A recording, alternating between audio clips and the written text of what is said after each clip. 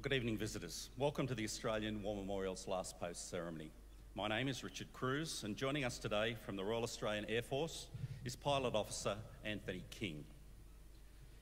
We're honoured to acknowledge Mr. Michael Muller, President of the Bundesrat and the Lord Mayor of Berlin, Her Excellency Dr. Anna Prinz, Ambassador of the Federal Republic of Germany to Australia, members of the Bundesrat, members of the Berlin House of Representatives, members of the Senate and the Federal State of Berlin, and members from the General Consulate of Sydney and Brisbane and the accompanying delegation.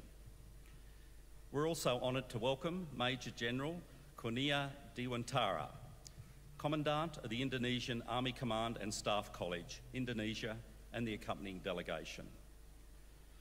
As always, we welcome the veterans who have served, those that are still serving, and the families that love and support them.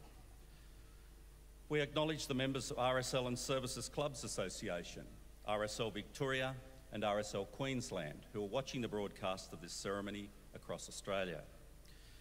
During this evening's ceremony, wreaths will be laid at the base of the Pool of Reflection by visitors and students on behalf of the following schools.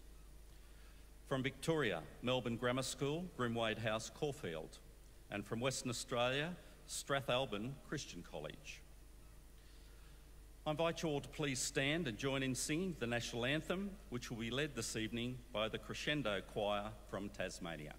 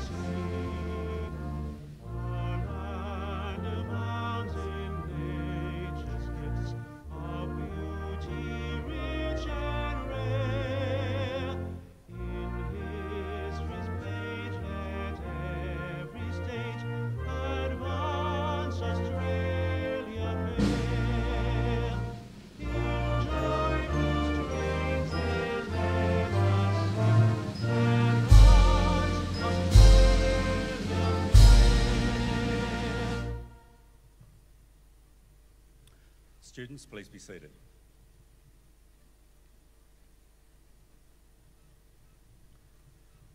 The Australian War Memorial was the vision of Charles Bean, Australia's First World War official historian.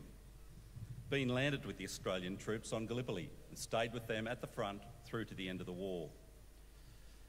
The idea of this national memorial and museum came to him at Pozières, France, in the depths of the bloody fighting of 1916.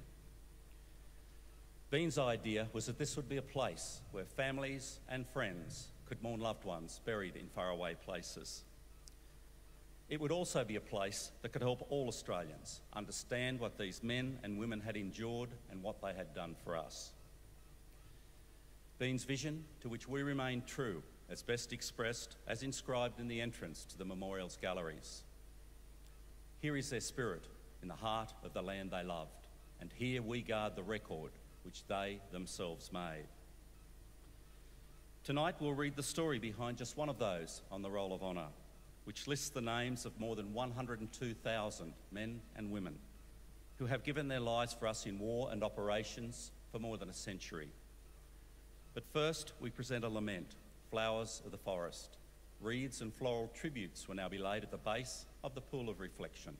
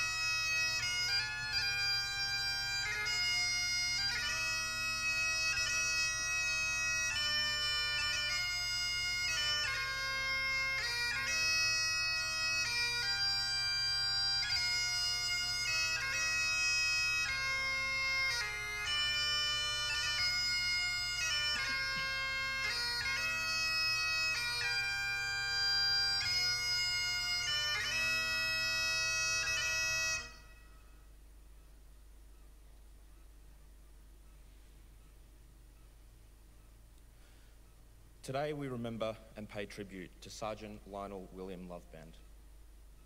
Lionel Loveband was born in England on the 28th of October 1889 at Walkley in Devon, the son of Reverend Tom and Mary Ann Loveband.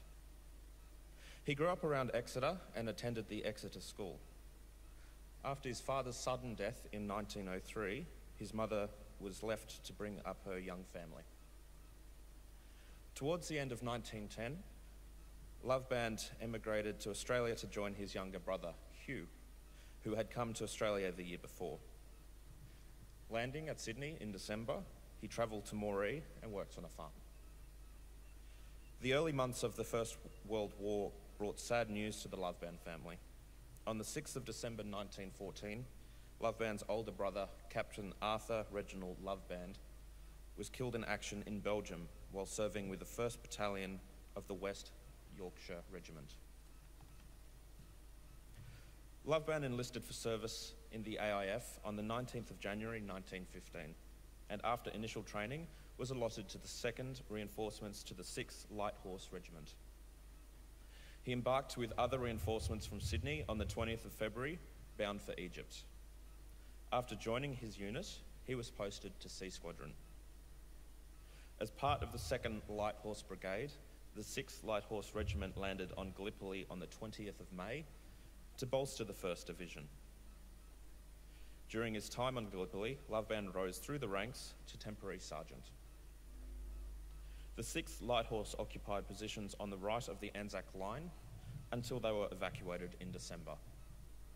The Light Horsemen returned directly to Egypt, and soon after they began patrolling around the Suez Canal. Loveband's first major action came in August 1916 when Ottoman troops attacked towards the Suez, were brought to battle at Romani and defeated. The 6th Light Horse Regiment was involved in the pursuit of the Ottoman forces as they withdrew into the Sinai. On the 2nd of April 1917, Loveband was admitted to hospital with a fractured skull after being kicked in the head by a horse. A month later, he had recovered sufficiently to be discharged to return to duty. After a brief convalescence, he returned to the 6th Light Horse. At the end of October, Loveband took part in the Battle of Beersheba and the pursuit of Ottoman forces as they withdrew. After the capture of Gaza in November, Loveband's rank of sergeant was made permanent. He was sent on a Vickers machine gun course at the beginning of February 1918. At the end of the month, he qualified as a first-class gunner and returned to his unit at the beginning of March. Following a feint attack on Amman in late February, the 6th Light Horse Regiment was involved in operations nearby over the next month. On the 27th of March, the 6th Light Horse Regiment was involved in an attack on the railway station at Amman. A little after midday, as men of the C Squadron advanced towards the railway station, they came under a hail of machine gun fire. Loveband was shot in the head and severely wounded. A member of the squadron, Trooper Kenrick Riley, ran to his aid, and while carrying Loveband back for treatment, he himself was shot and killed. Other men then retrieved the wounded Loveband and Riley's body and carried them back to the horse line. Loveband's head wound was mortal, and he died a short time later. He was 28 years old. Lionel Loveband had been known as a quiet soldier and an excellent leader. He was described as a man who seldom spoke, but when he did, all those present listened. He was a popular member of the unit, and his death was described as a sore blow to his comrades. Loveband and Riley were buried that afternoon in a nearby wadi. After the war, they were reinterred into the Damascus Commonwealth Cemetery. His mother chose the epitaph for his grave, which reads, "In proud and ever loving memory of Lionel, for the truth's sake." His name is listed on the Roll of Honour on my right, among 62,000 Australians who died while serving in the First World War.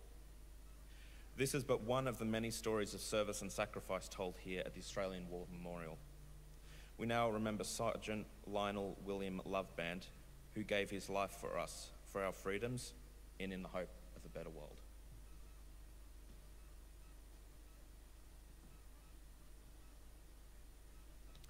Please stand for the reading of the ode and the sounding of the last post.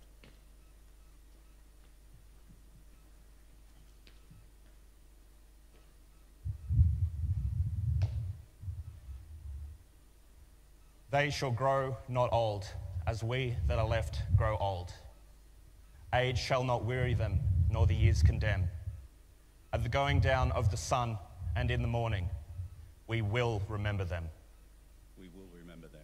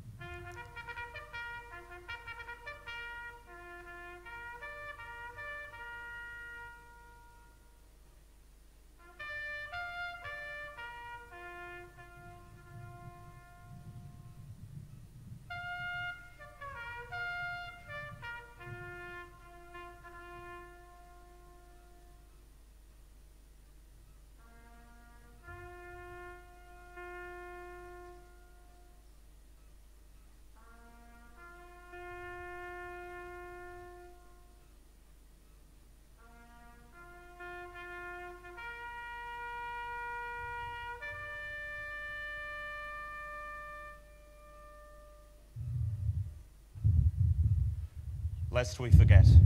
Lest we forget.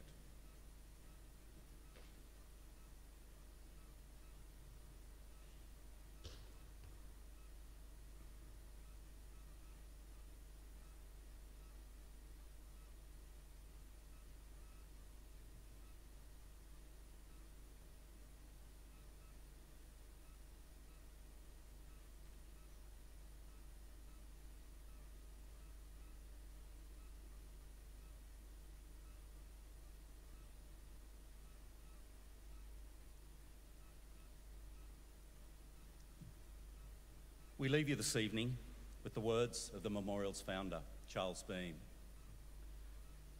Many a man lying out there at Pozières or in the low scrub at Gallipoli with his poor, tired senses barely working through the fever of his brain has thought in his last moments, well, it's over. But in Australia, they will be proud of this. Ladies and gentlemen, girls and boys, that concludes this evening's last post ceremony. We thank you for visiting the Australian War Memorial and wish you all a very good evening. Thank you.